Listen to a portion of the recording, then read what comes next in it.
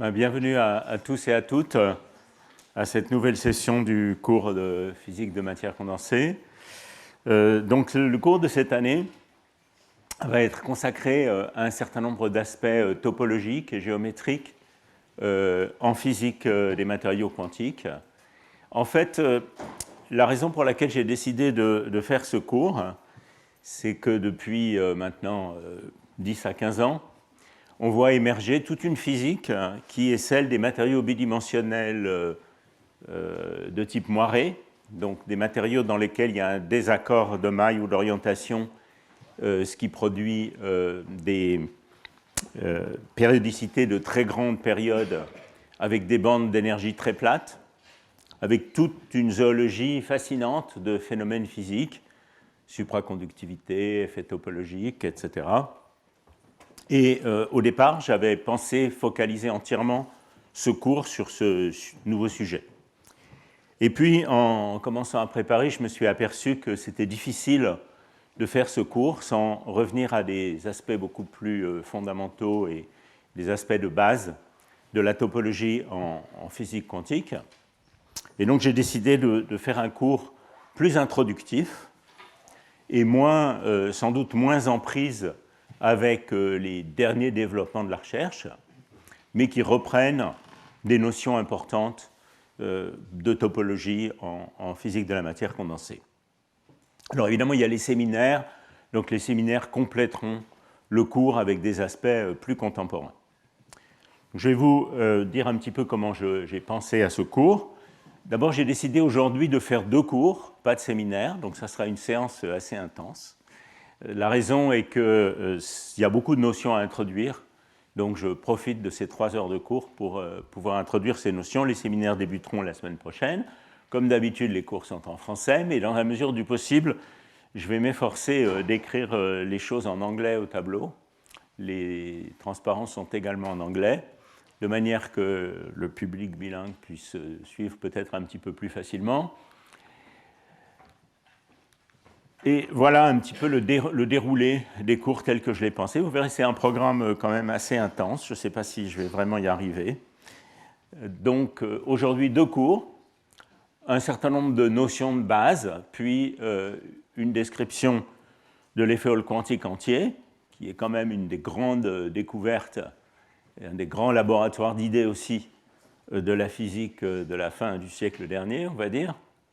Alors bien entendu, un cours sur l'effet Hall quantique, disons les effets Hall quantiques, incluant l'effet Hall quantique fractionnaire, pourrait occuper tout un cycle de cours. Donc ça va nécessairement être quelque chose qui se place à un niveau assez introductif et en mettant le projecteur sur certaines notions essentielles liées à la topologie. Je n'aurai pas le temps de décrire beaucoup d'aspects de la physique de l'effet Hall quantique. Donc ça, c'est le premier cours aujourd'hui. Le second cours d'aujourd'hui va explorer la géométrie et la topologie des états de bloc, donc quand on a un potentiel périodique dans un matériau, et en suivant en particulier un célèbre article que tout le monde appelle TKNN, vous verrez de quels auteurs il s'agit dans le cours 2. Donc ça, c'est la séance d'aujourd'hui. La séance prochaine, je vais continuer sur les aspects topologiques des bandes d'énergie, en parlant d'isolants de Chern et du fameux modèle de Haldane, introduit à la fin des années 80, qui est un premier exemple dans lequel la topologie des bandes d'énergie conduit à un effet Hall quantique sans champ magnétique global. Je vais vous parler de graphène également, j'espère à la fin du 2e cours d'aujourd'hui. Et puis, il y aura un séminaire donné par Dimitri Efetov, qui est un des grands spécialistes du graphène torsadé ou du graphène twisté, je ne sais pas comment il faut dire, et qui va nous donner une espèce de revue de l'état de l'art actuel sur la compréhension et les expériences dans le graphène twisté. Je voudrais insister sur le fait qu'il y a une date exceptionnelle, le cours a lieu le mercredi à 9h30, mais il y a une date exceptionnelle dans cette liste, qui est le lundi 18 mai à 11h, où Nathan Goldman va nous donner un cours, un séminaire qui, je crois, complétera assez bien le premier cours d'aujourd'hui sur les aspects topologiques, et en particulier les invariantes topologiques dans un contexte de système en interaction, donc le many-body chain numbers et les différents aspects de cette question. Donc ça sera le lundi 18 mai à 11h sans cours. Ensuite, le 20 mai, je vais vous parler des Hall quantiques fractionnaires. Donc de nouveau, c'est un sujet énorme qui pourrait faire l'objet de tout un cycle de cours. Il s'agira d'un cours introductif. Et il y aura un séminaire qui sera très complémentaire. Il sera donné par Nicolas Regnault. Nicolas était un des pionniers de l'étude des systèmes des Hall quantiques fractionnaires par diagonalisation exacte en particulier. Et tout récemment, il s'est intéressé à toute une série de sujets dans le domaine des systèmes de moiré. Et il va nous parler des isolants de Chern fractionnaires qui sont à l'effet Hall quantique fractionnaire, ce que les isolants de Chern sont à l'effet Hall quantique entier. Lors du cours 5, je vais essayer de vous donner une petite introduction aux matériaux de moiré, donc on va entrer dans des choses un petit peu plus récentes. Alors là encore, c'est un immense sujet qui a explosé depuis 10 ans. Je vais essayer de focaliser le cours 5 sur pourquoi il y a des bandes plates, et en particulier vous parler de la limite chirale qui permet de comprendre ça de manière très, très propre. Et si j'y arrive, le séminaire sera donné par Rebecca Ribeiro-Palao, qui est une chercheuse du C2N qui travaille sur ces matériaux de moiré, qui a fait des très belles choses aussi avant quand elle était à Columbia. Et puis le 3 juin, si j'arrive jusque-là au point de vue des sujets, ce n'est pas sûr que j'arrive vraiment jusque-là, je vous parlerai de géométrie quantique et de supraconductivité, du rôle de la métrique quantique pour la supraconductivité des bandes plates. Et on aura un séminaire par Gwendal Fèvre. Gwendal Fèvre a fait un tour de force expérimental en démontrant l'existence de statistiques fractionnaires expérimentalement pour les Hall quantiques fractionnaires. Alors c'est un séminaire qui aurait bien complété le cours 4, mais enfin bon, les hasards du calendrier font qu'il arrive à la fin du cycle de cours. Donc voilà un petit peu le menu. Il est assez ambitieux. Comme je vous ai dit, je vais certainement rester à un niveau très introductif. Certaines trouveront peut-être ça un peu superficiel. J'insiste aussi sur le fait que ce sujet n'est pas ma zone de confort habituelle.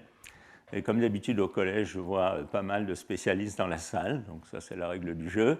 Si je dis trop de bêtises, vous êtes les bienvenus pour intervenir. Quelques détails pratiques. Il y a une mailing list du cours. J'imagine que beaucoup d'entre vous sont déjà inscrits.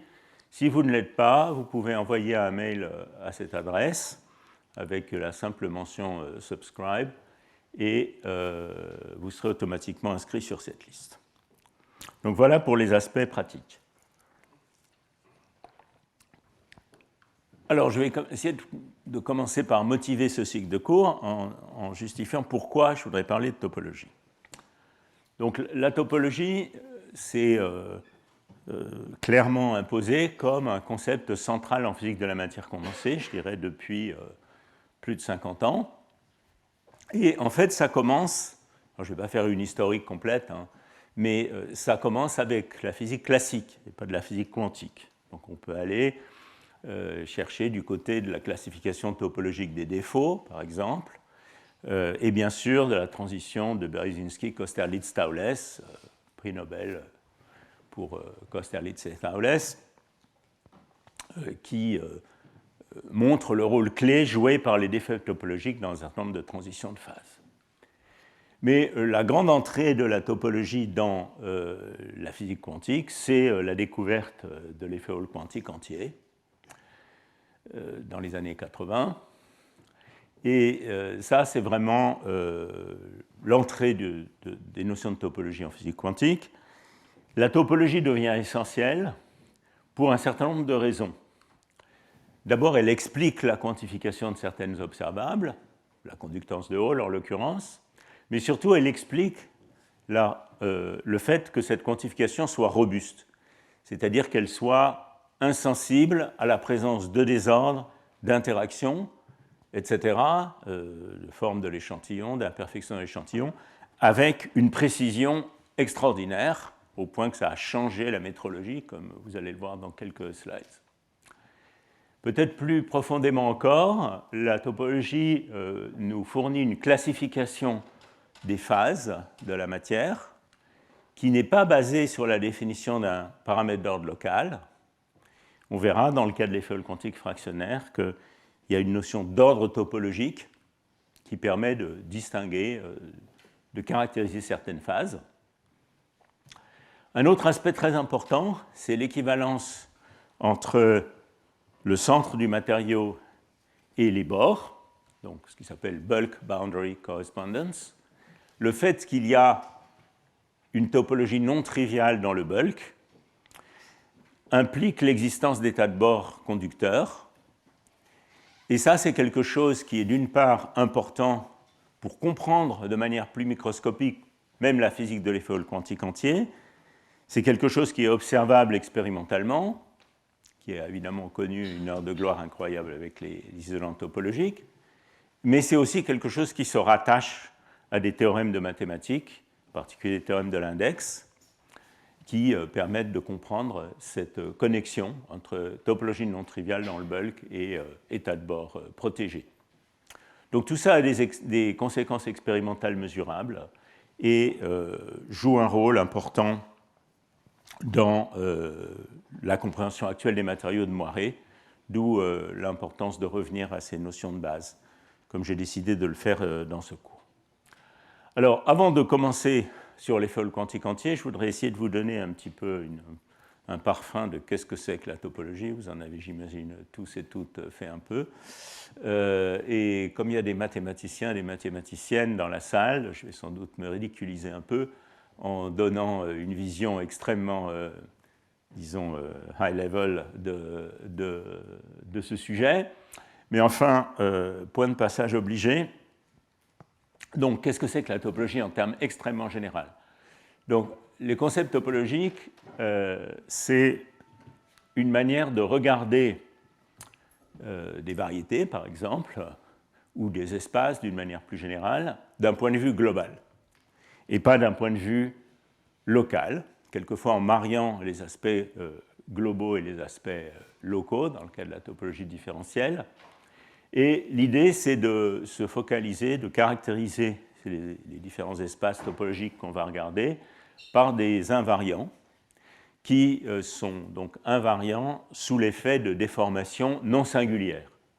Donc de relier entre eux différents espaces qui peuvent être déformés l'un dans l'autre par une série de transformations non singulières. Alors pour vous donner un exemple extrêmement naïf, si on se pose la question de quelle est la distance entre deux villes, c'est une question géométrique, une question locale, on peut intégrer pour trouver la distance entre ces deux villes.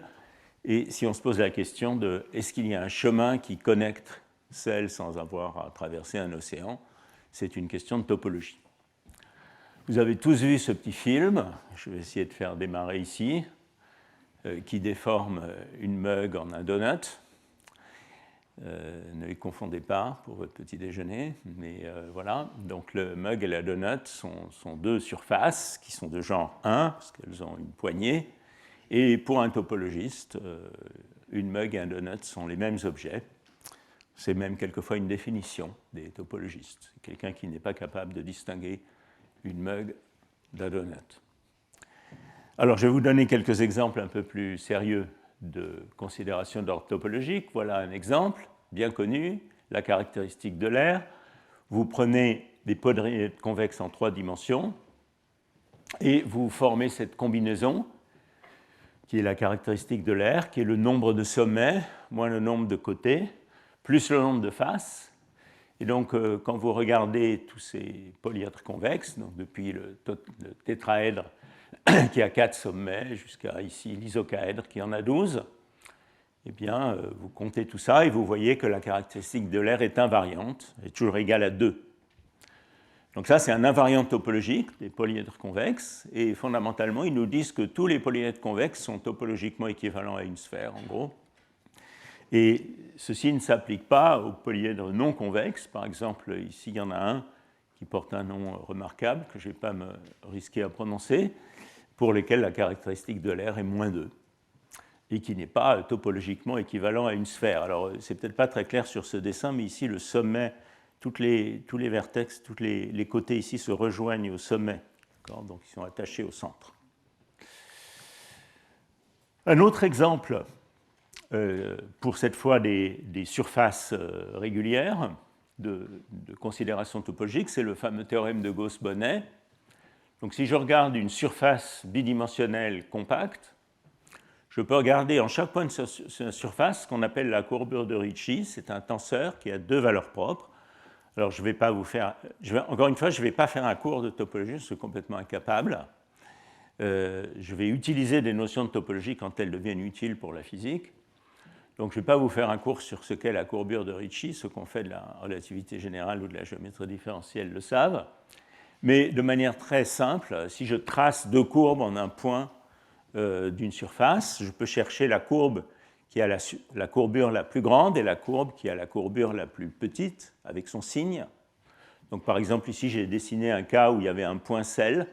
Donc, vous voyez, il y a clairement cette direction qui est la courbe de courbure maximale positive, et puis cette direction qui traverse le col, qui est la courbe de courbure maximale négative. Donc ça vous définit deux valeurs propres du tenseur de Ricci en un point donné. Vous faites le produit de ces deux valeurs propres, K1 et K2, et vous l'intégrez de manière orientée sur l'ensemble de la surface. Et le théorème de Gauss-Bonnet dit, alors ça c'est quelque chose qui va beaucoup nous servir dans la suite, ou tout au moins des analogues de ça vont beaucoup nous servir dans la suite, que l'intégrale du déterminant du tenseur de Ricci, intégré sur la surface, divisé par 2π, est un invariant topologique qui est égal à 2 moins 2 fois le genre de la surface. Le genre de la surface, pour un physicien, on va dire que c'est en gros le nombre de poignées. Donc pour une sphère, c'est 0, pour un tore, c'est 1, pour un double tore, c'est 2, etc. Donc voilà les exemples qui sont ici. Et c'est très remarquable que, vous voyez que cette formule est vraiment très belle parce qu'elle relie une propriété locale intégrée sur l'ensemble de la variété à un invariant topologique global. Et c'est quelque chose qu'on va retrouver dans l'ensemble de ce cours, en particulier avec bien sûr la courbure de Berry et son intégrale, qui est le nombre de Chern. Donc, c'est le point de vue, on va dire, invariance de certaines intégrales sur des variétés. Une autre manière d'explorer la topologie, alors là on entre un petit peu plutôt dans l'aspect comment est-ce qu'on peut utiliser des objets mathématiques pour caractériser la topologie globale d'une variété. Donc une autre manière d'étudier la topologie qui va beaucoup nous servir dans la suite de ce cours, c'est de regarder un champ de vecteurs défini en chaque point d'une surface. Donc ça, c'est ce qu'on appelle un fibré vectoriel. Ça va beaucoup nous servir. Je ne vais pas faire une théorie des fibrés vectoriels dans ce cours, mais c'est une notion qui va beaucoup nous servir dans la suite. Et vous êtes sûrement au courant de théorèmes fameux sur les champs de vecteurs définis sur des surfaces compactes. Ici, deux exemples, la sphère et le tore. Il est connu que sur une sphère, on ne peut pas définir un champ de vecteurs tangent qui soit non singulier sur l'ensemble de la sphère. C'est le fameux théorème qu'on ne peut pas peigner une sphère chevelue. En revanche, sur un tore, comme l'illustre ce dessin qui m'a été gracieusement fourni par ChatGPT, sur le tore, on peut le faire, comme vous le voyez, je pense, sur ce dessin. Et ça, vous voyez que tout à l'heure, on étudiait les invariances de certaines intégrales, l'intégrale de quantité locale. Ici, pour explorer la topologie d'une surface, ici, on étudie les propriétés d'un champ de vecteurs défini localement pour étudier les propriétés topologiques d'une surface. Donc, une autre manière de faire, c'est de regarder des objets tracés sur ces surfaces qui sont plus différents de champs de vecteurs. On peut par exemple tracer des lacets sur une sphère et constater que tous ces lacets sont contractibles en un point. Alors que sur un tore, il y a évidemment des lacets contractibles, comme celui-ci, mais il y a des lacets non contractibles. Il y en a deux classes. Il y a ceux qui font le tour comme ça et ceux qui font le tour comme ceci. Et ces lacets ne sont pas contractibles. Donc il y a deux types de lacets non contractibles sur un tore. Donc voilà, de manière extrêmement rapide et illustrative, des exemples, disons, de questions topologiques. Et maintenant, je vais passer à une description rapide de l'effet Hall quantique entier. Et d'ici la fin de ce cours, vous devriez être en mesure de voir les connexions entre les constatations expérimentales liées à l'effet Hall quantique entier et des notions topologiques expliquant la robustesse de cette quantification.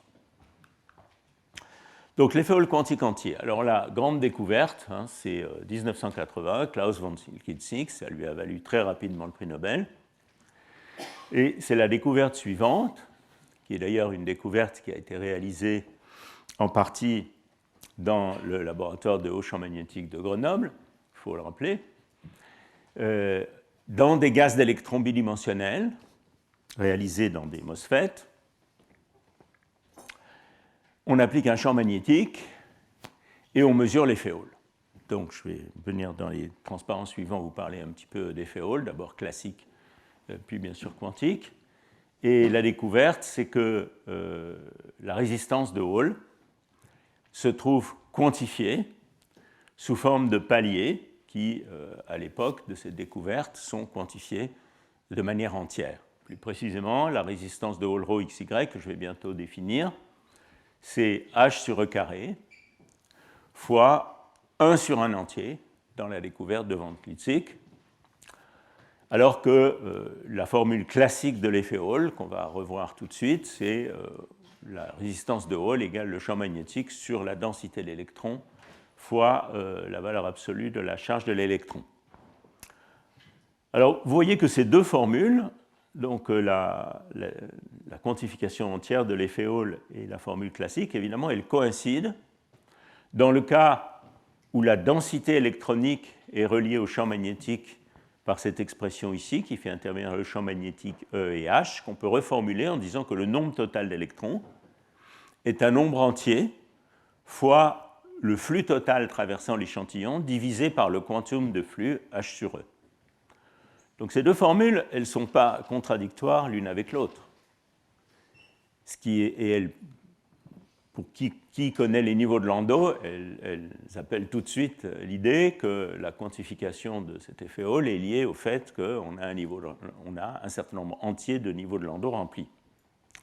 Ce qui est remarquable, c'est le fait qu'il s'agisse d'un palier qui est étendu quand on change le champ magnétique, et d'autre part que cette quantification, dont on peut deviner l'origine en comparant ces deux expressions, soit absolument robuste à la présence d'impuretés, à la présence d'interactions qui sont forcément présentes dans l'échantillon, peut-être faibles, mais en tout cas présentes.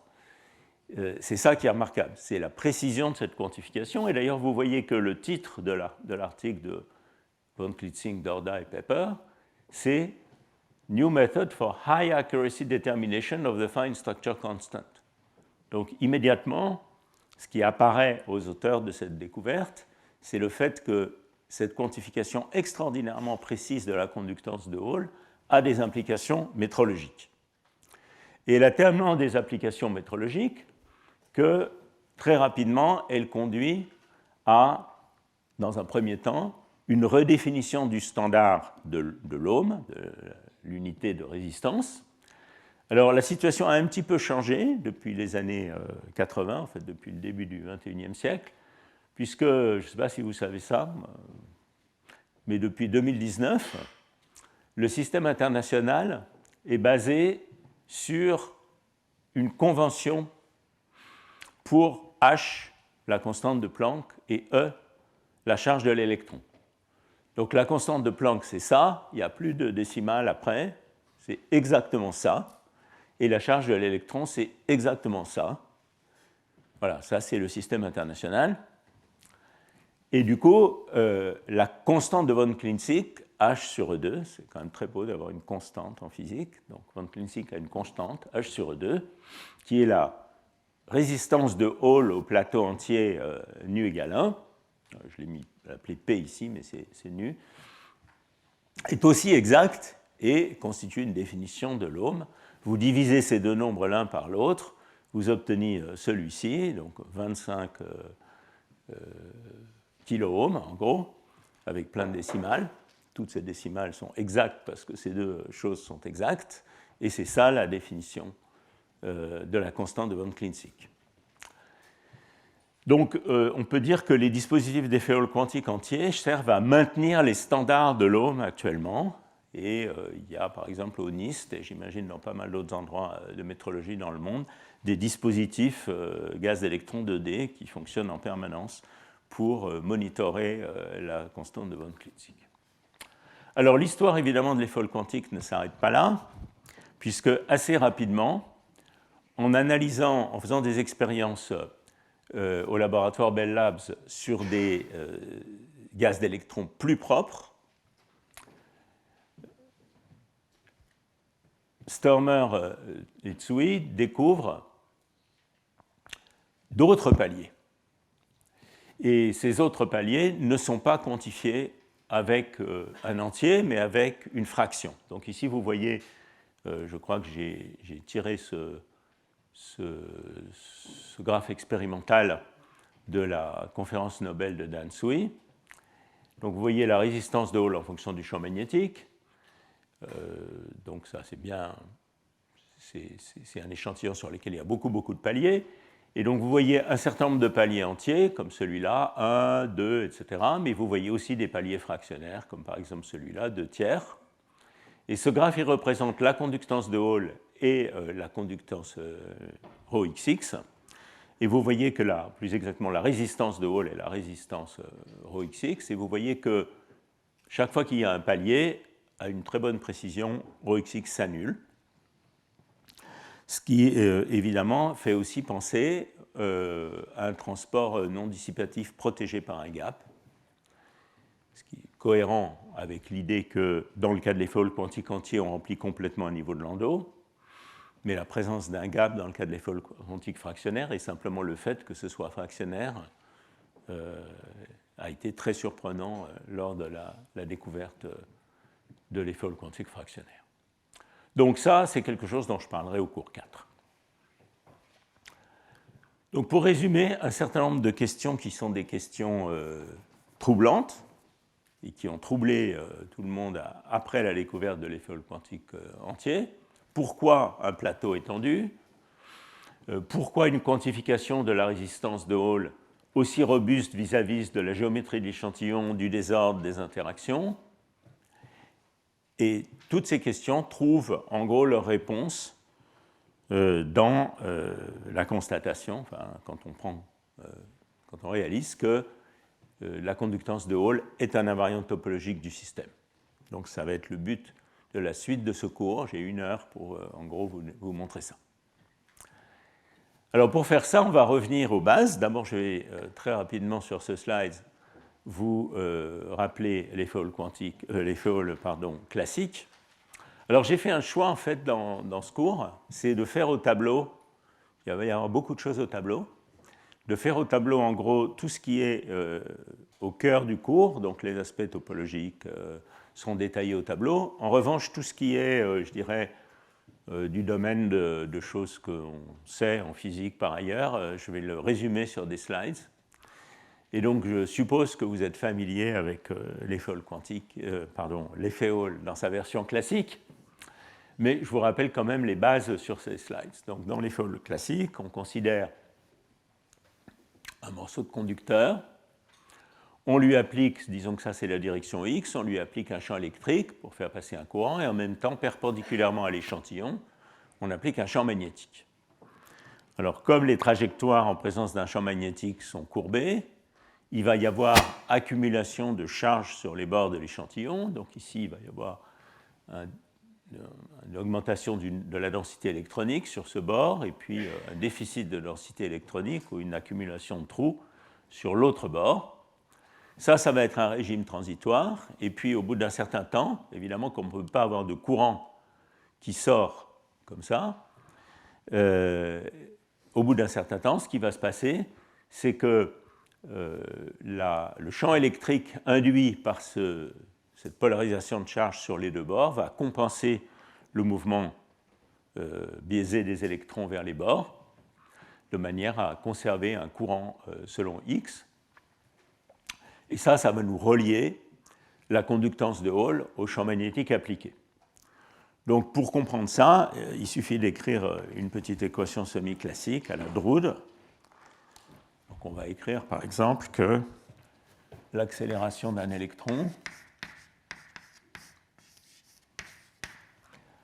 ça va être la force de Lorentz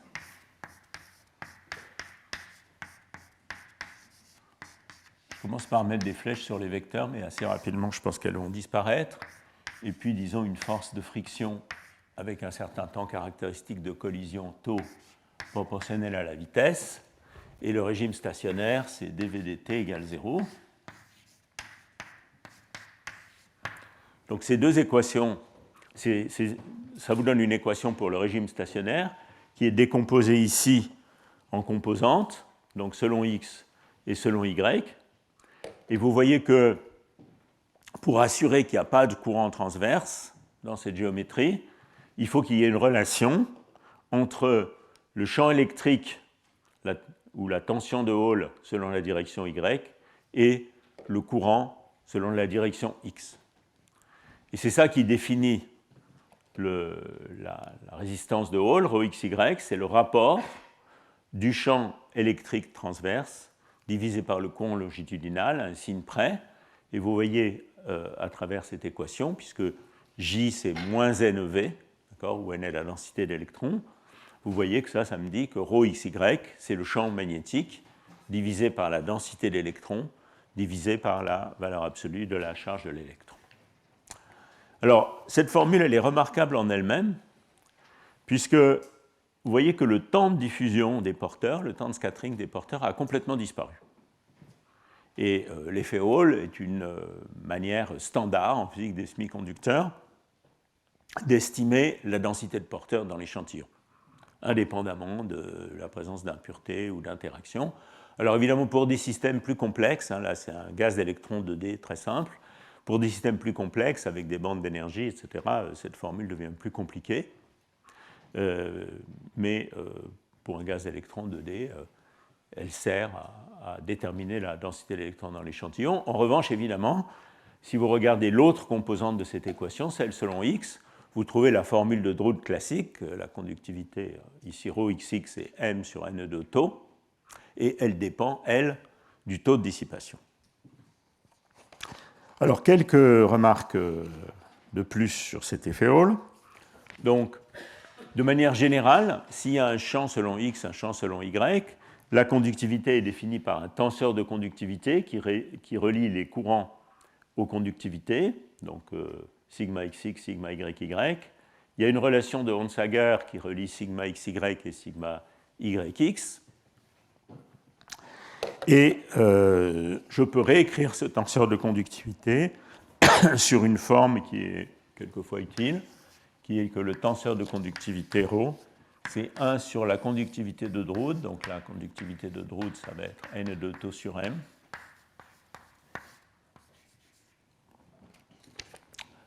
fois 1, oméga c tau moins oméga c tau et 1, où j'ai introduit la pulsation cyclotron qui va nous servir beaucoup dans ce cours, qui est EB sur M.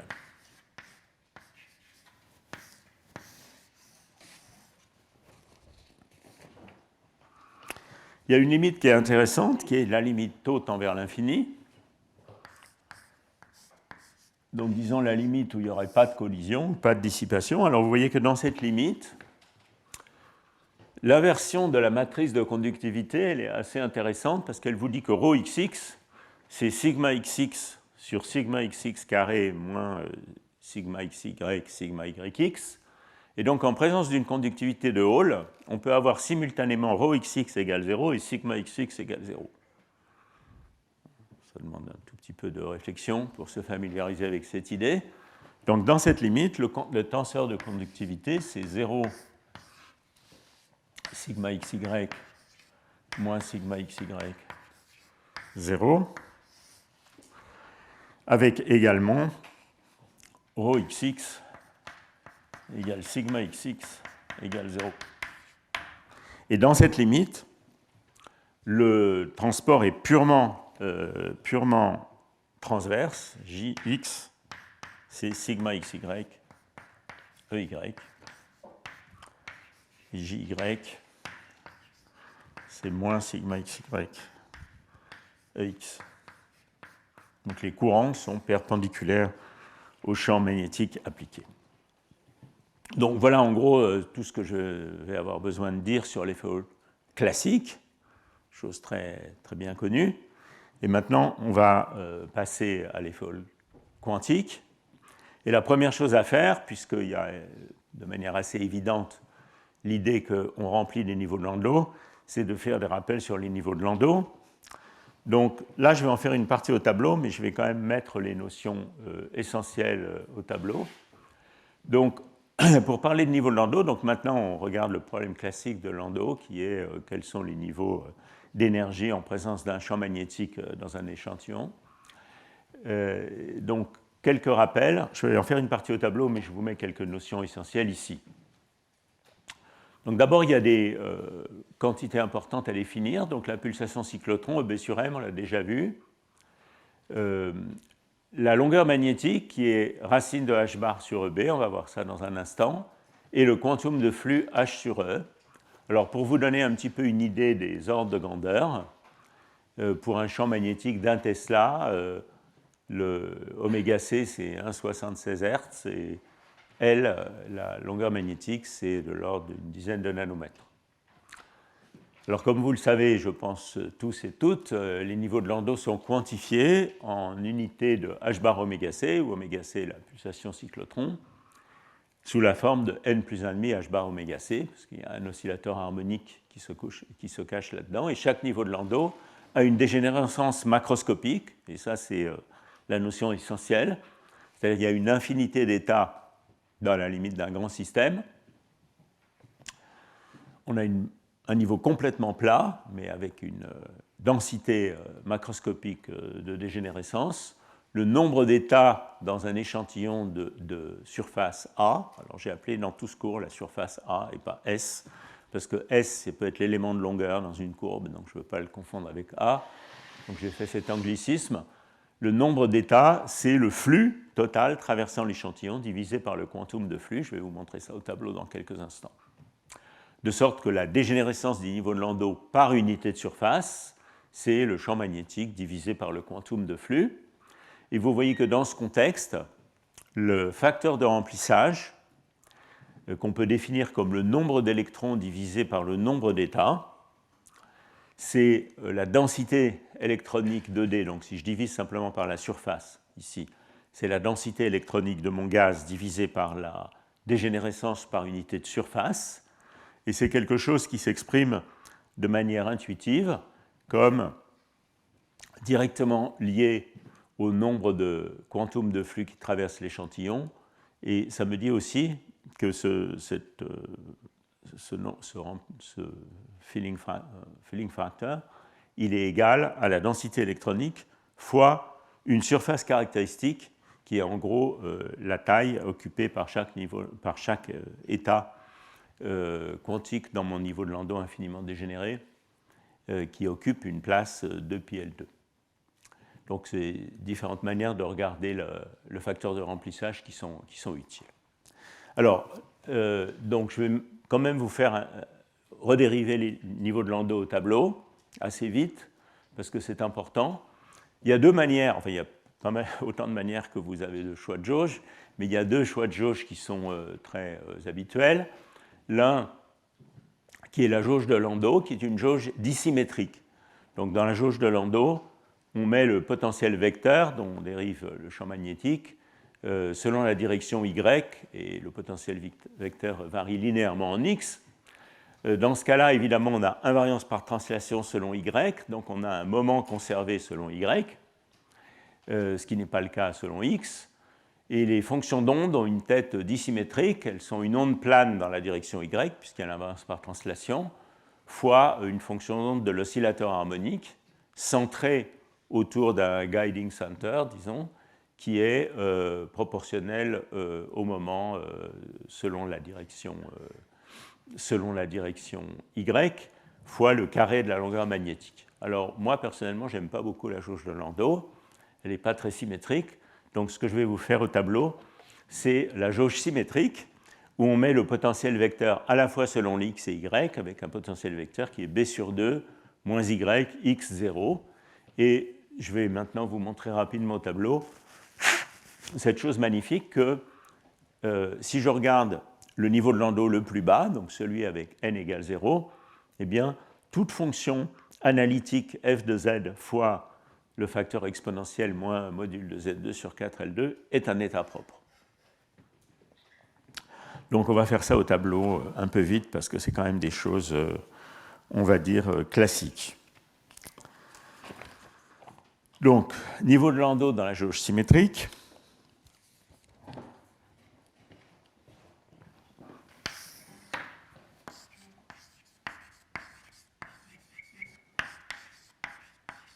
Je ne vais pas tout vous détailler, parce que c'est quand même des choses très classiques. Je prends un potentiel vecteur qui est b sur 2 moins y x0.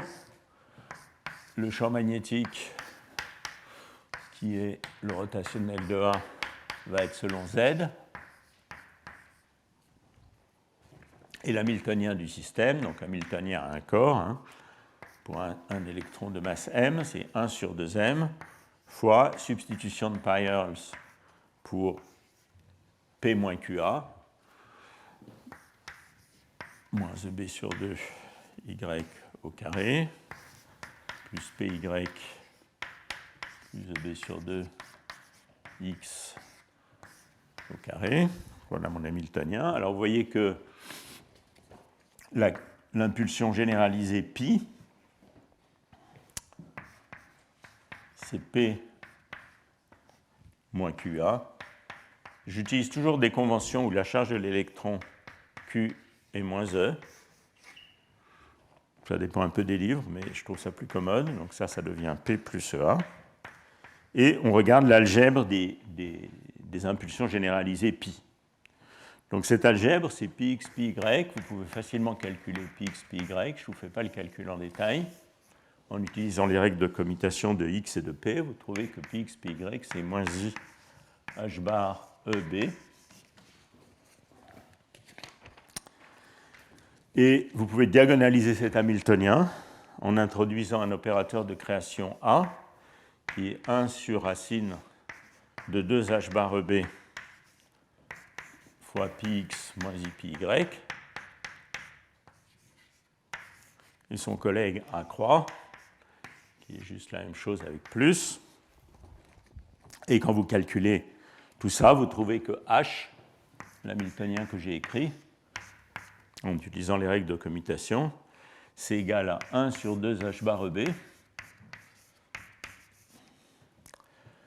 fois, alors donc vous voyez là-bas, pi x carré plus pi y carré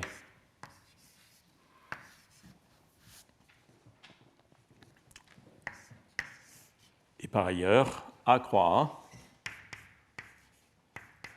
c'est 1 sur 2 h bar EB fois pi x carré plus pi y carré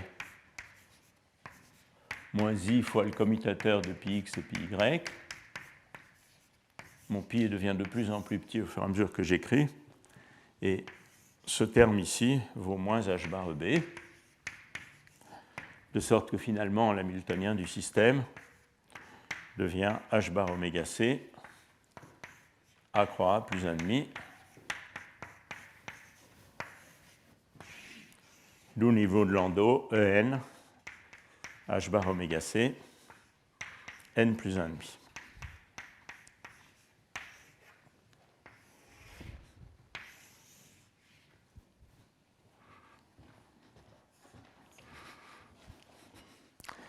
Alors, on a donc caractérisé les niveaux d'énergie. Maintenant, il s'agit de caractériser leur dégénérescence. Et dans la jauge de Landau, dans la jauge symétrique, ces dégénérescences ont une interprétation très simple qui est le moment angulaire, qui est un moment angulaire en fait. Et pour voir ça, il est intéressant d'introduire un autre objet, un autre opérateur, on va l'appeler π tilde, qui est non pas P moins EA, mais P plus QA. Donc P moins EA. Alors, bien entendu, pi, ces objets-là ne commutent pas avec l'hamiltonien, donc en général, vous ne pouvez pas diagonaliser simultanément. Mais il se trouve que dans la jauge symétrique, on a une commutation, et donc on peut faire une diagonalisation simultanée de H et de π tilde. Alors pour ça, on copie exactement ce qu'on a fait tout à l'heure. On introduit maintenant un opérateur B qui est 1 sur racine de 2H bar B π tilde X plus I π tilde Y et son collègue B croix. Et on observe que B croix est égal à 1, de sorte que dans la jauge symétrique, il va falloir que je fasse quelque chose là. Récupérer mon aimant. Le champ magnétique ne doit pas être assez fort.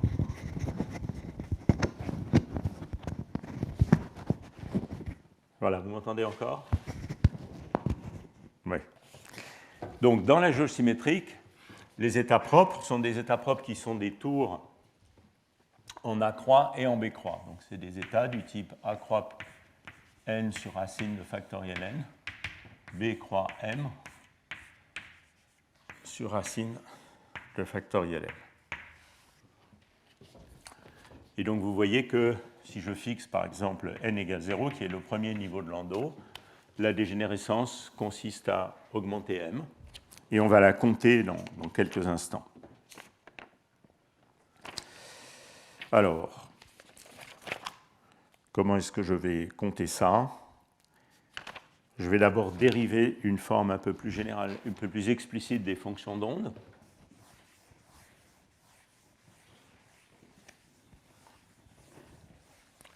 Et je vais me focaliser par simplicité sur le premier niveau de Landau. Dans ce cours, je ne vais en gros jamais considérer les effets Hall quantiques liés au niveau de Landau supérieur. Donc le premier niveau de Landau, c'est celui qui annihile A. Donc c'est les états qui satisfont à cette condition.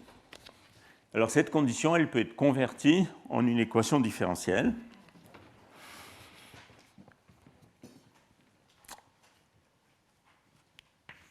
En vous rappelant que A, c'est 1 sur racine de 2H bar B fois πx moins I pi Y.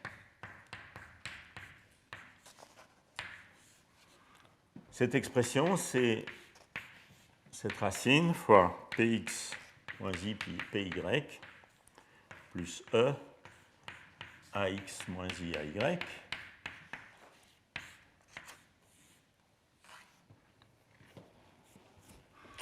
Je remplace, tout ça c'est des opérateurs bien sûr, je remplace ici P par son opérateur, donc c'est 1 sur racine de 2H bar B,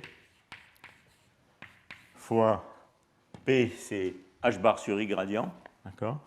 Donc moins I H bar dx moins I dy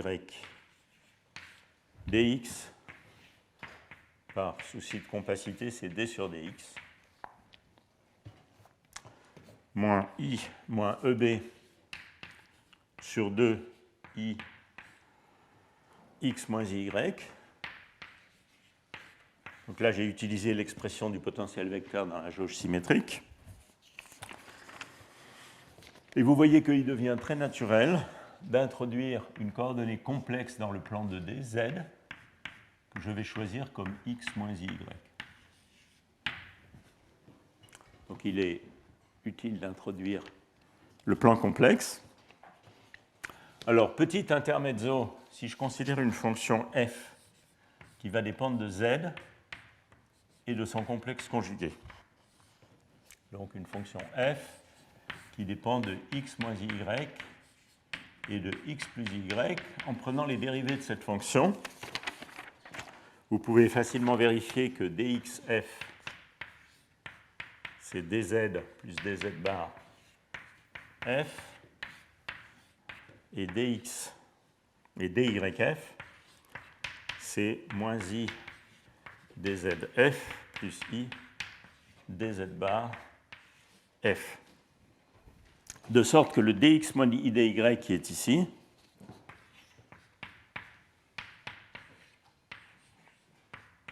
c'est 2dz. Autrement dit, cette équation qui est là, a égale 0, a agissant sur l'état égale 0, je peux la transformer en équation différentielle.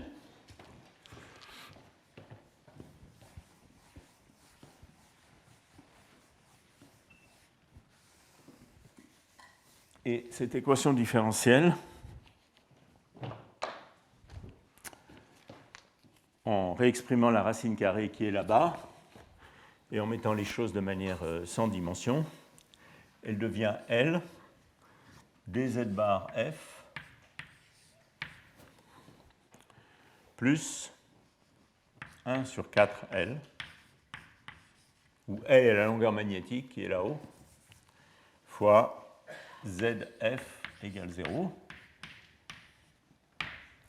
que vous pouvez très facilement intégrer en f de z bar égale une fonction analytique quelconque de z seulement, fois exponentielle de moins module de z carré sur 4L2.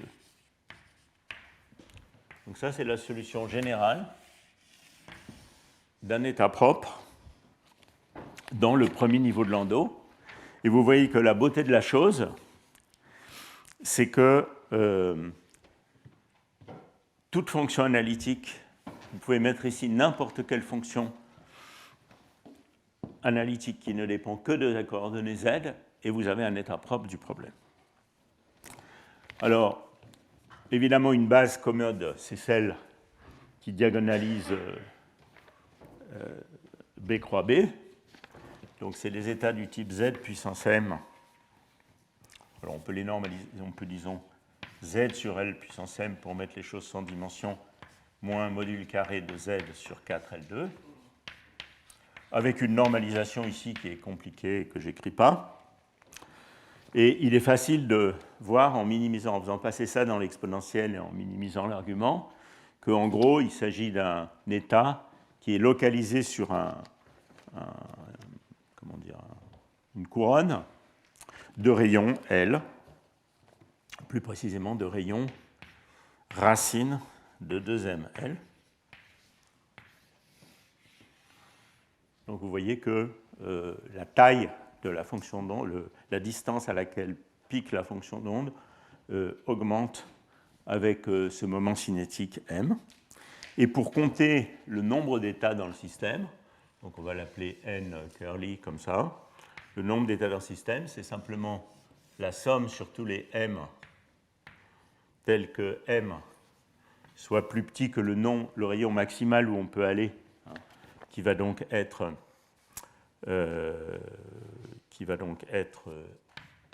R2 sur 2L2, de 1, chaque état est dégénéré une fois, chaque état de moment cinétique est dégénéré une fois. Donc ça, c'est égal à R2 sur 2L2, où R est le rayon de mon échantillon ayant la forme d'un disque, et par conséquent, N sur pi R2, qui est l'aire du système, donc qui est N sur A, qui est ma dégénérescence par unité de surface G,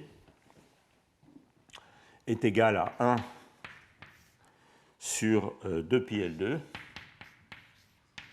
Donc ça, c'est ce que je disais tout à l'heure, c'est que chaque état occupe en gros une surface de πL2, qui est également égale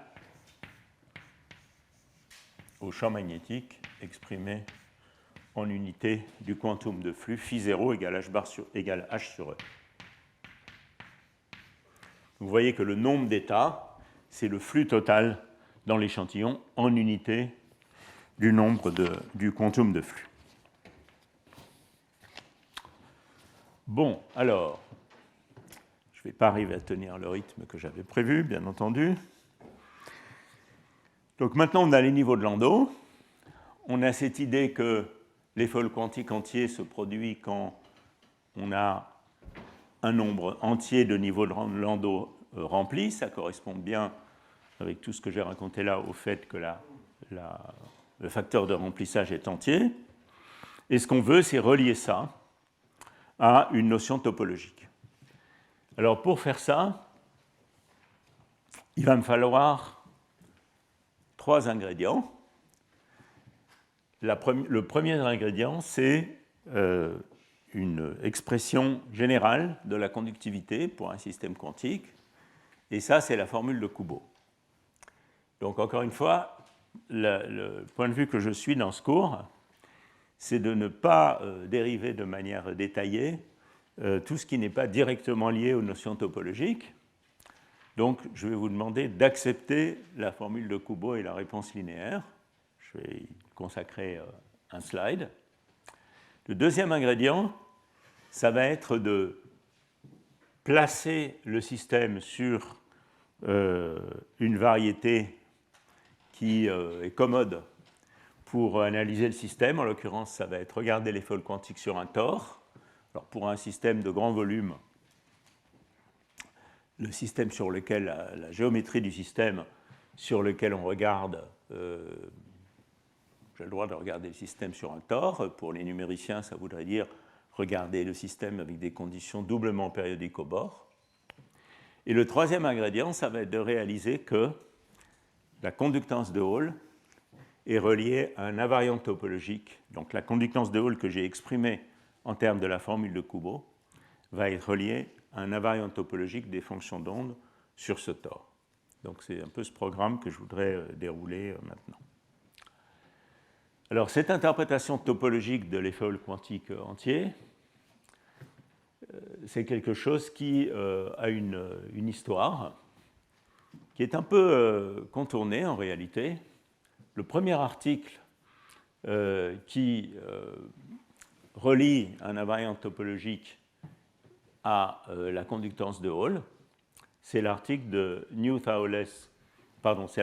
Thouless, Komoto, Nightingale et Dennis, mais qui se place sur le réseau et qui dérive des expressions pour la conductance de Hall en fonction de l'hamiltonien, enfin des fonctions d'onde à un quart du système. Donc c'est un système sans interaction. Ça sera l'objet du cours de tout à l'heure. Enfin, si j'y arrive. Pas sûr. Et puis, mais dans cet article, de manière remarquable, il n'y a pas de mention de la phase de Berry. Assez rapidement, la connexion entre les articles de Berry, qui évidemment ont aussi un héritage, la phase de Zach, etc., et cet argument de quantification devient plus clair, et je pense que le premier article qui établit de manière vraiment magnifique la connexion entre la conductance de Hall et un invariant topologique à n corps, donc la phase de Berry en fait pour la fonction d'onde à n corps du système, c'est l'article de New, Thouless et Wu qui est ici, ou article relié, donc milieu des années 80, et très rapidement, des gens plutôt du côté de la physique mathématique s'intéressent au sujet. Donc il y a un bel article avant Seiler et Simon, puis des articles de Bélissard et collègues, toujours avant Seiler, donc j'ai mis un certain nombre de références ici. Vous allez voir que dans cette démonstration de la connexion entre la conductance de Hall et la phase de Berry de la fonction d'onde à n corps, il y a une étape un peu intéressante qui consiste à intégrer sur les conditions de bord. Et ça a attendu pas mal d'années pour être vraiment prouvé de manière rigoureuse. C'est un article de Hastings et Michalakis qui prouve cette étape-là de manière finale en 2015. Donc voilà, j'ai essayé de reconstituer un petit peu une historique qui n'est pas forcément tout à fait exacte, mais qui vous donne au moins des références. Alors, je vous ai promis que je n'allais pas vous dériver la formule de Kubo, donc voilà le transparent qui a ce but. Donc, la formule de Kubo, j'en ai parlé dans des cours précédents, au cours d'années précédentes, elle consiste à établir par la théorie de la réponse linéaire une relation entre la conductivité et le corrélateur courant-courant. Donc ça, c'est une notion extrêmement générale qui est qu'en physique, la réponse linéaire à une perturbation est toujours liée, quand cette perturbation est petite, au premier ordre, à un corrélateur de cette perturbation. Donc la manière, donc je vous renvoie par exemple au livre de Meehan pour une dérivation complète. La manière la plus simple de faire ça, qui pose le moins de soucis, c'est d'introduire un champ électrique, qui peut dépendre du temps par exemple, comme la dérivée par rapport au temps d'un potentiel vecteur. L'autre approche, ça serait évidemment de mettre explicitement un potentiel scalaire et le gradient d'un potentiel scalaire, mais cette approche, elle conduit à pas mal de subtilité, dans la mesure où on perd l'invariance par translation, et ça devient un peu compliqué, la question de l'équilibration des réservoirs dans ce cas-là. Donc ça, c'est la manière la plus simple. On applique donc cette perturbation, qui est perturbation dépendante du temps, on applique la théorie de la réponse linéaire, et on trouve que les coefficients de réponse sont liés au corrélateur courant-courant. Alors ici, densité de courant, densité de courant. Donc la conductivité, ici à Q égale 0, en fonction de la fréquence, il y a un terme diamagnétique que je ne vais pas commenter, et puis il y a un terme qui fait intervenir la transformée de Fourier du corrélateur courant-courant, plus exactement de son commutateur, c'est-à-dire du corrélateur retardé courant-courant, divisé par la fréquence et divisé par A, qui est simplement l'aire de l'échantillon. Donc, vous voyez que si j'exprime cette expression en termes du courant total, c'est-à-dire de l'intégrale sur l'espace de la densité de courant, ça devient tout simplement ça. La partie réelle de la conductivité, c'est 1 sur la surface, 1 sur la fréquence, fois la transformée de Fourier du commutateur courant total, courant total. Et ensuite, ce que vous pouvez faire, c'est insérer dans ce commutateur un ensemble complet d'états. Donc là, j'insiste, c'est les vrais états propres du système à n corps. Ce n'est pas les états à un corps, que j'ai appelés n ici, rien à voir avec les n des niveaux de Landau. Donc c'est les vraies fonctions d'onde à n corps. Vous insérez dans ce commutateur et vous prenez délicatement la limite oméga tend vers 0.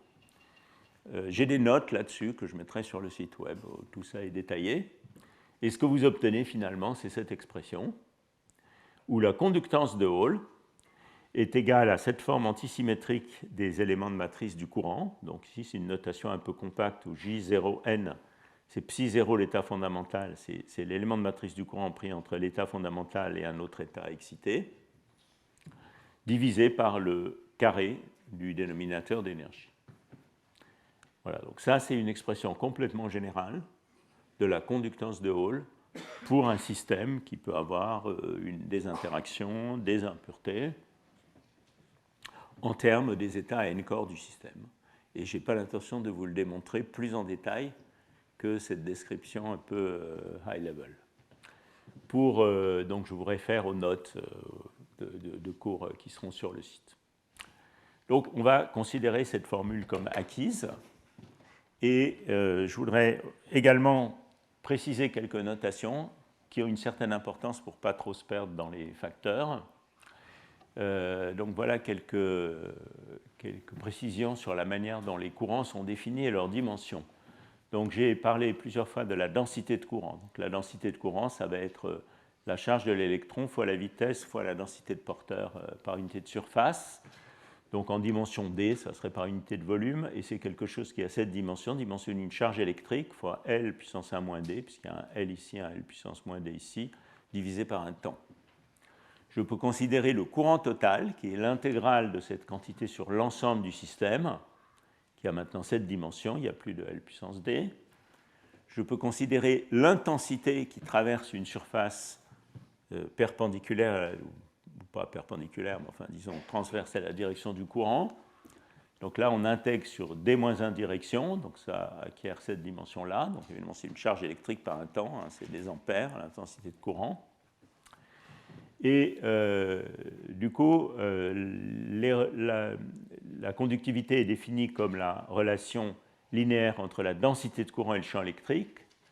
Et donc vous voyez que la conductivité, là pour dimension E carré sur H, H c'est une énergie par un temps, fois L puissance 2 moins D. Et si vous utilisez les définitions qui sont là, vous voyez aussi que la conductance, donc l'inverse de la résistance R, relie l'intensité définie comme ceci à la différence de potentiel par U égale RI, et la conductance G, l'inverse de la résistance, à dimension E carré sur H. On a déjà vu que c'était le quantum de conductance. Et donc vous voyez ce fait bien connu qu'en deux dimensions, une conductivité et une conductance ont la même dimension. Donc dans la suite du cours, j'utiliserai souvent la densité de courant et le courant total, quelquefois l'intensité. Et je tenais à préciser ces définitions pour que tout soit le plus clair possible. Alors, comme je vous le disais, ce qu'on va faire maintenant, c'est de placer mon système des fioles quantiques sur un tor. Alors ça, c'est une vision de théoricien, bien sûr. On ne va pas faire une manip torique. Mais autrement dit, on va prendre un échantillon rectangulaire, disons de dimension Lx, Ly, et on va lui appliquer des conditions de bord périodiques. On identifie les directions comme ceci et les directions comme ceci, ce qu'on ferait très naturellement dans une simulation numérique, par exemple. Et ça va nous donner une géométrie torique. Et bien sûr, on va prendre la limite d'un grand volume.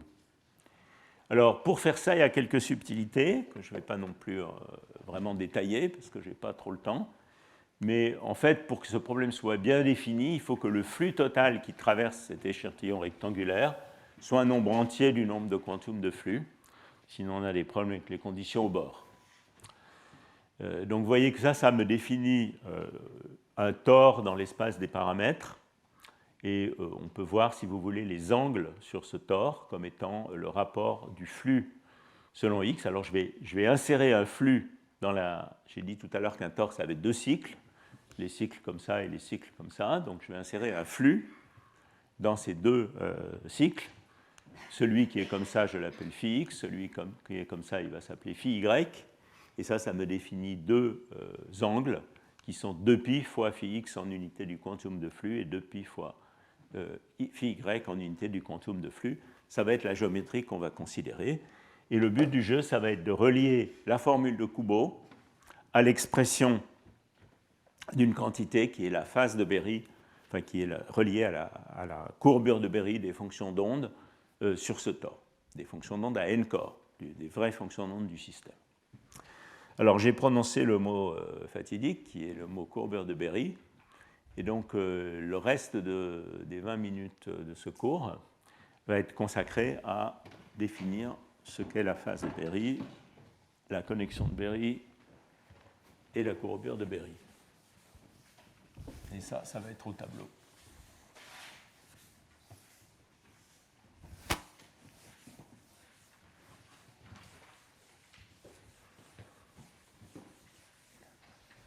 Donc vous pouvez voir ça comme une sorte d'intermezzo qui n'a a priori rien à voir avec les fioles quantiques. On va revenir à de la bonne vieille mécanique quantique.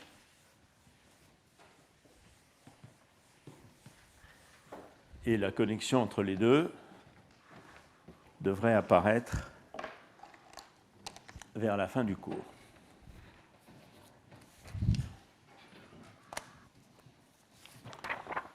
Donc une manière de considérer le problème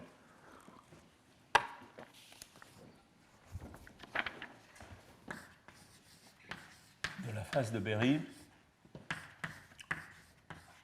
qui suit en fait essentiellement les articles historiques de Michael Berry, c'est de considérer la manière dont un état quantique change quand l'hamiltonien dépend d'un paramètre et de suivre l'évolution des fonctions d'onde en fonction de ce paramètre.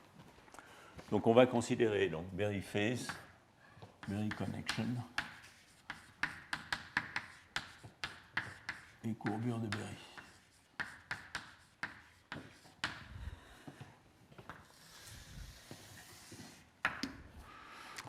On va considérer un Hamiltonien, peu importe ce qu'il est, qui va dépendre d'un ensemble de paramètres lambda, lambda A. Et son équation de Schrödinger associée, donc qui va être IH bar. H bar va de temps en temps être mis à 1 au tableau, je pense.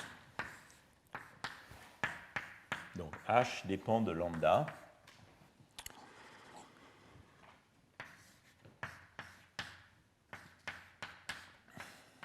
Et on va considérer que ces paramètres dépendent du temps de manière suffisamment adiabatique pour qu'on puisse suivre un certain état propre.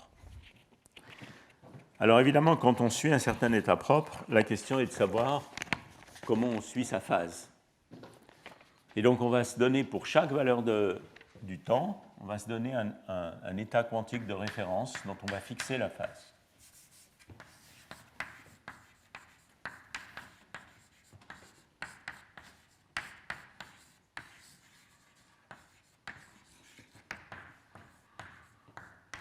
Avec un certain choix de phase.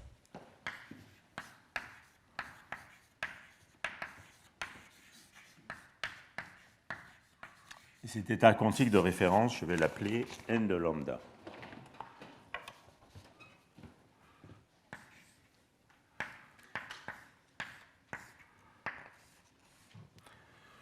Donc, n de lambda, c'est un état propre de H.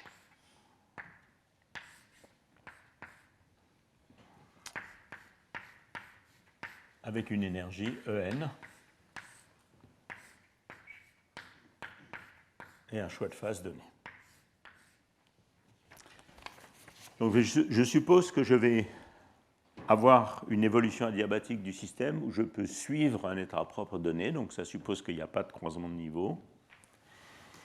Les conditions pour que cette hypothèse adiabatique soit correcte, je ne vais pas les détailler, vous pouvez regarder les deux cours de Jean Dalibard qui sont consacrés à la topologie, dans lesquels il y a une discussion très détaillée des conditions d'adiabaticité par rapport à la distance avec le premier niveau excité, par exemple. Et donc je vais supposer que je peux suivre cet état adiabatiquement. Je vais écrire ma fonction d'onde comme mon état de référence que je suis fois une phase qui peut changer au cours du temps. Donc on va prendre cette expression, on va l'insérer dans l'équation de Schrödinger. Quand vous faites ça, vous trouvez l'équation suivante, IH bar dt psi. Alors il y a deux termes, il y a un terme qui vient de la dérivée de la phase, moins h bar phi point exponentielle i phi n. Et puis il y a un terme qui vient du fait que les paramètres de mon Hamiltonien dépendent du temps, donc IH bar lambda point exponentielle phi d lambda n. Donc d lambda n, c'est la manière dont mon état de référence change quand je change le paramètre lambda de l'Hamiltonien.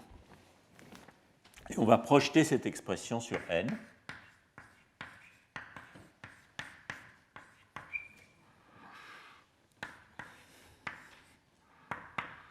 Pour trouver une expression pour la dérivée de la phase. Donc vous voyez ce que vous obtenez, c'est que phi point, c'est égal à i lambda point n d lambda n moins 1 sur h bar en de lambda.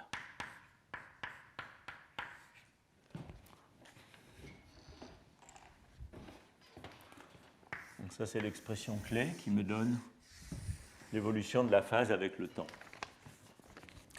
Donc vous voyez que dans cette expression, il y a deux termes. Il y a le terme que vous auriez naïvement deviné, qui est juste l'évolution habituelle exponentielle de moins i sur h bar et des états propres. Et puis il y a un terme qui est le terme supplémentaire qui décrit la manière dont mon état de référence pour une valeur lambda des paramètres a tourné quand je change lambda en lambda plus d lambda. Et ça, c'est la phase de Berry du système. Donc il y a la phase, j'intègre cette équation, la phase totale phi de t. Elle contient deux termes, la phase dynamique habituelle, moins 1 sur h bar, intégrale de 0 à t dt' de En pris pour les valeurs du paramètre at', plus I fois l'intégrale de lambda de 0 à lambda de t d lambda de n d lambda n. Et ce terme ici, c'est la phase de Berry que le système a prise dans l'évolution adiabatique des paramètres.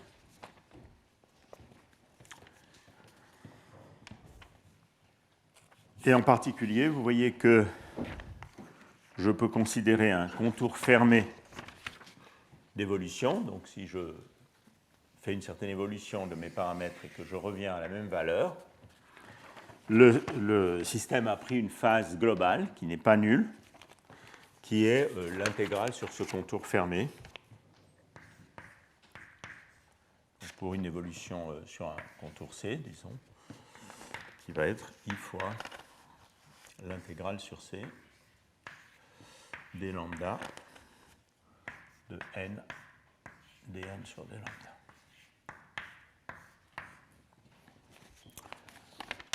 Alors ceci amène à définir la connexion de Berry.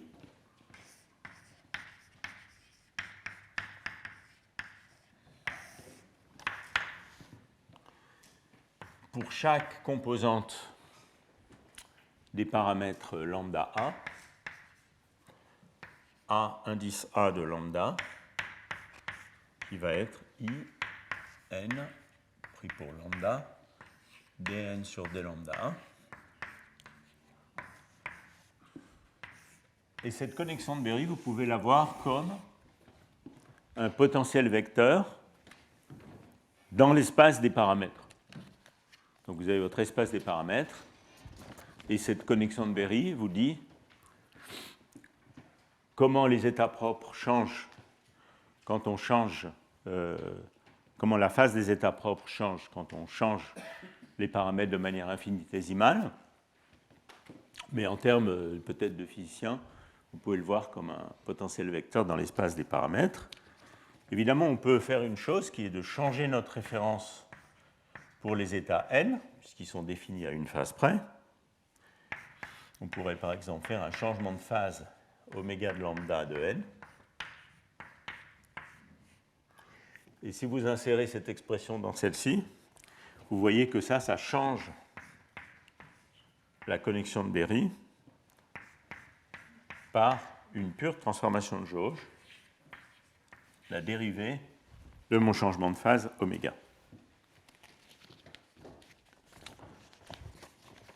Donc il s'agit bien d'un champ de jauge qui se transforme par transformation de jauge de cette manière. Alors maintenant qu'on a ce champ de jauge ou cette connexion, on peut définir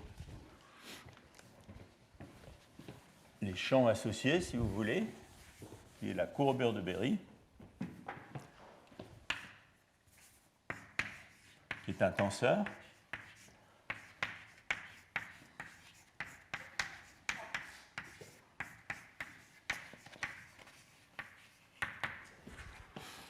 Qu'on va définir comme en électromagnétisme, FAB, ça va être DA-AB moins DB A.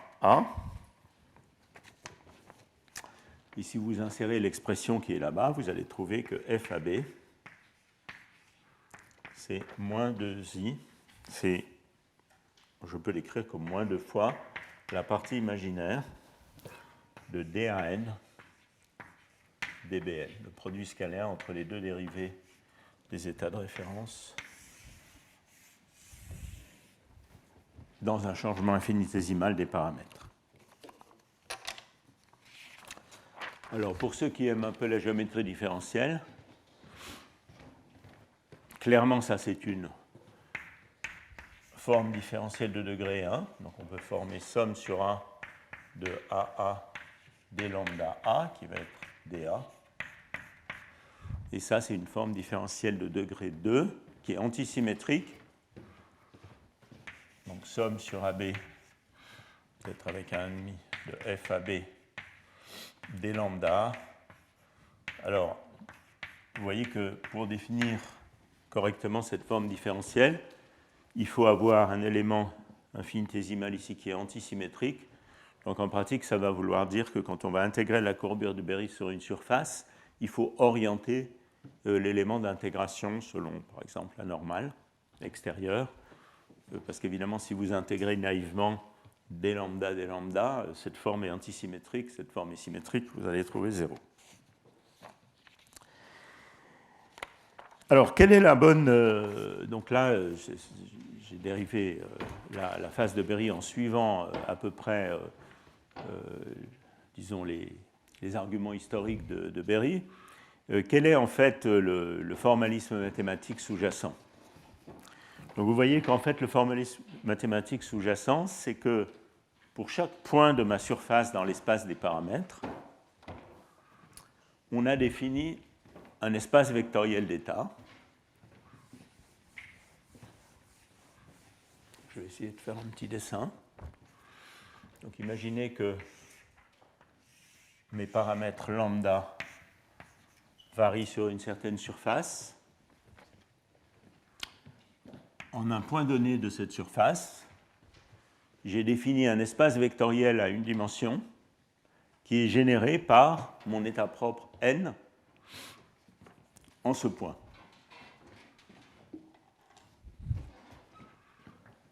Donc je peux faire un dessin de ce type si vous voulez. Ça, c'est en chaque point de ma surface de paramètres, j'attache un espace vectoriel unidimensionnel qui est généré par l'état propre n en ce point. Alors pourquoi je dis un état unidimensionnel? Parce que, évidemment, cet espace, il contient toutes les fonctions d'onde qui sont de la forme exponentielle ici n. Donc il y a une invariance U1 qui définit cet espace vectoriel à une dimension. Cette construction, où en chaque point d'une surface, on attache un espace vectoriel, ça s'appelle un fibré vectoriel. Je vais l'écrire en anglais, fiber bundle. En français, fibré vectoriel.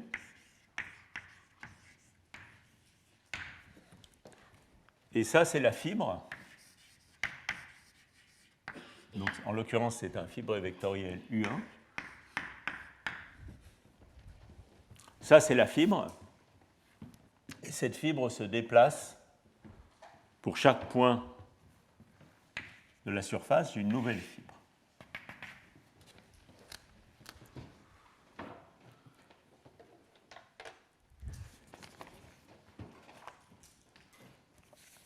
Alors, je peux m'intéresser à la manière dont un état donné change quand je me déplace dans cet espace.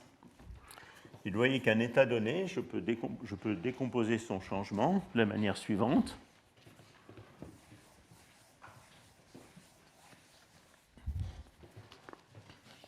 Le changement du vecteur N,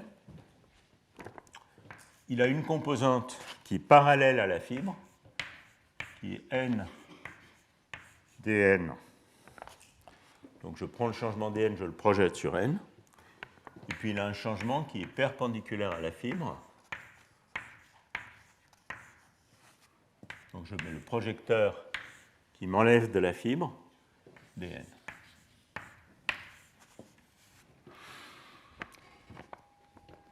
Alors, en termes, les mathématiciens aiment appeler le changement le long de la fibre verticale. Pourquoi pas, effectivement, comme ça.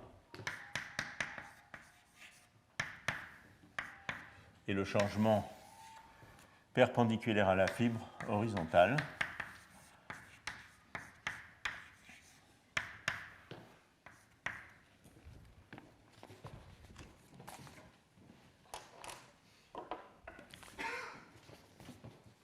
le transport parallèle d'un vecteur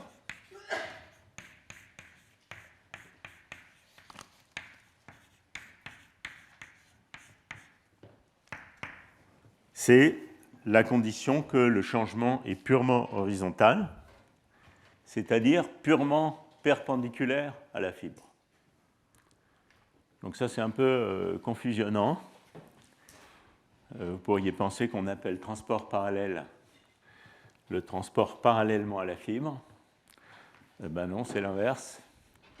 Donc le transport parallèle, c'est le transport horizontal.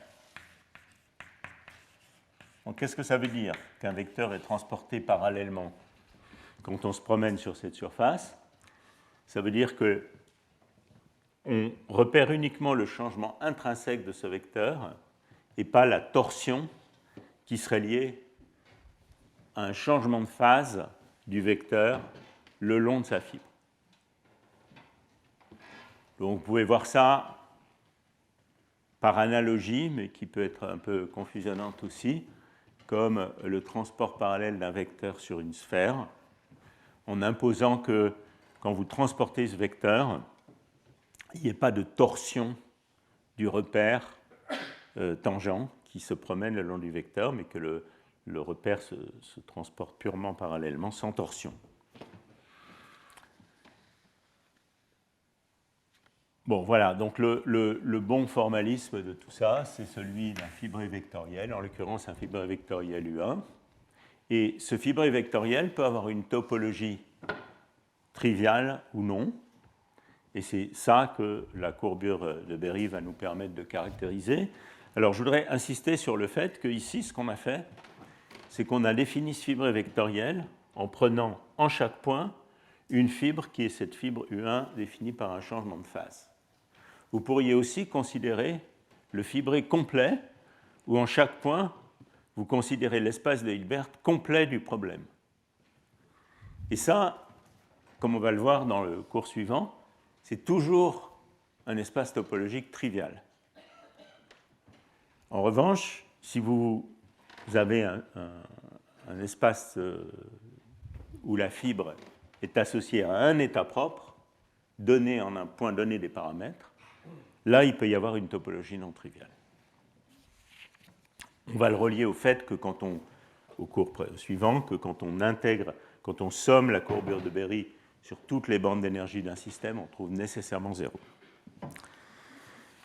Alors, avant la pause, donc je suis un petit peu en retard, mais je vais quand même prendre quelques minutes pour finir le point clé qui va nous permettre de connecter à Kubo.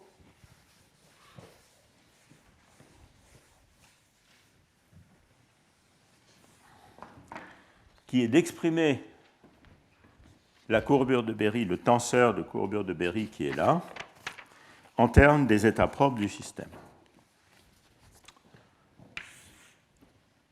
Donc, courbure de Berry.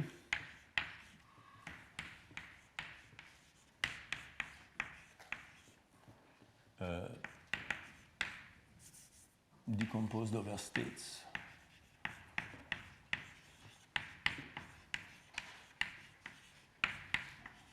Donc ça, c'est très simple. Il suffit pour ça d'insérer un ensemble complet d'états. Donc maintenant, de nouveau, les n ici, c'est vraiment, je vais l'écrire une seule fois sous cette forme, c'est vraiment les états complets de l'hamiltonien H, qui peut être un hamiltonien à n corps, avec des interactions, du désordre, tout ce que vous voulez. Donc j'ai introduit un ensemble complet d'états. Là, il s'appelle psi n, mais rapidement, ils vont s'appeler n, parce que c'est trop lourd. Donc j'ai cette équation. Je vais différencier cette équation. Donc les h dépendent toujours de mes paramètres lambda, ainsi que les psi, bien sûr. Je différencie cette équation, je trouve dAh n plus h dan égale dAen, la dérivée de l'énergie propre, n, plus En dAn.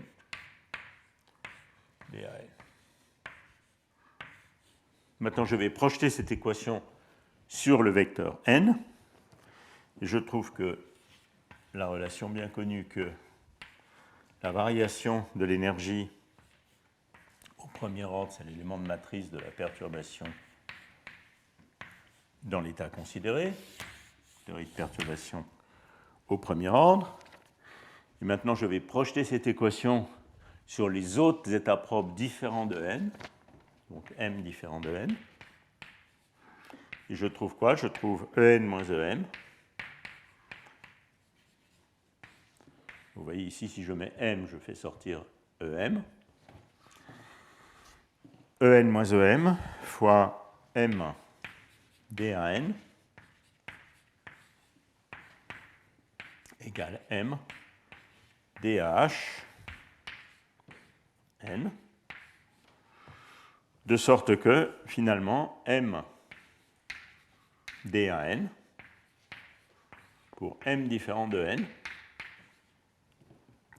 est égal à M dAh n sur En moins Em.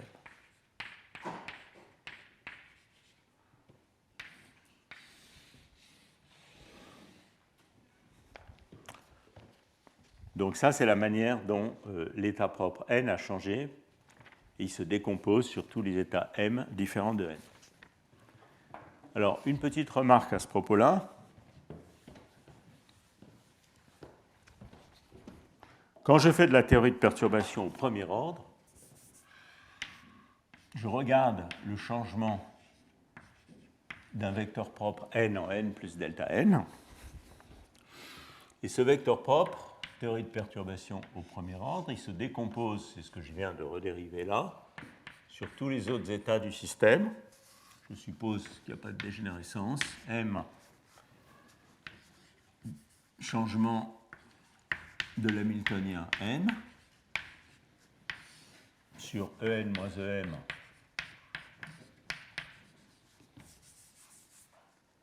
M. Et puis quand vous faites de la mécanique quantique, la première fois, en général, ce que vous avez ici, c'est n. C'est-à-dire que vous calculez delta n comme étant ceci.